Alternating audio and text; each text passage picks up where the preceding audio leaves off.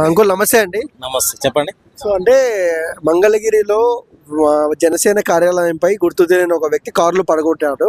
దానిపై మీ అభిప్రాయం? ఆయన తెలిసిన వ్యక్తో తెలియని వ్యక్తో కావాలని చేయించుకుర్రో తెలియదు కదా. ప్రజల ఇమేజ్ గురించి కావాలని కొన్ని చేయించుకుంటాయి పార్టీలు. అలాంటిది ఏమైనా జరిగిందా? తెలియని వ్యక్తి పిచ్చోడా మంచోడా తెలియదు కదా. ఎవరు కావాలని ఎందుకు చేయించుకుంటారండి? ఇప్పుడు వ్యక్తి ఎలాంటివాడో తెలియదు కదా. ఎంతమంది ధ్వంసం చేశారు? ఒక్కరా ఇద్దరా? తెలియదు కదా. మెంటల్గా బాగలేయడం మనిషికి అట్లావి కావచ్చు.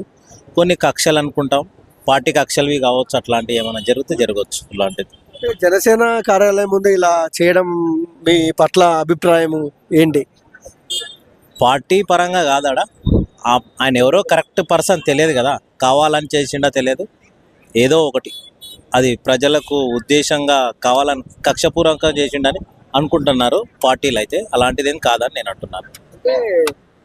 కాదనుకుంటున్నాను అంతే.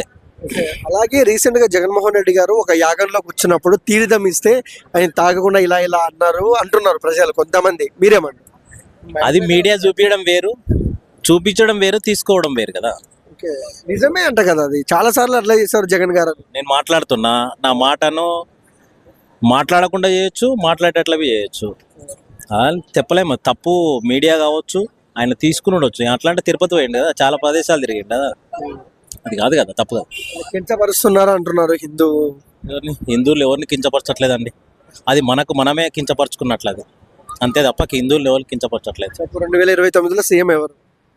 ప్రజలు నిర్ణయిస్తారండి. అప్పుడు మీరు మీ అభిప్రాయం చెప్పండి. ప్రజలు నిర్ణయిస్తారు. తెలుసు మాకు, మీ అభిప్రాయం చెప్పండి. ఇప్పుడు ఏం లేదు, ఇంకా టైం ఉంది కదా. ప్రజలు నిర్ణయిస్తారు, అప్పటిదాకా చూద్దాం. ప్రజలు కాదా? ప్రజలు నిర్ణయిస్తారు. అప్పుడు ఆ టైంను బట్టి తెలుసు. ఇప్పుడైతే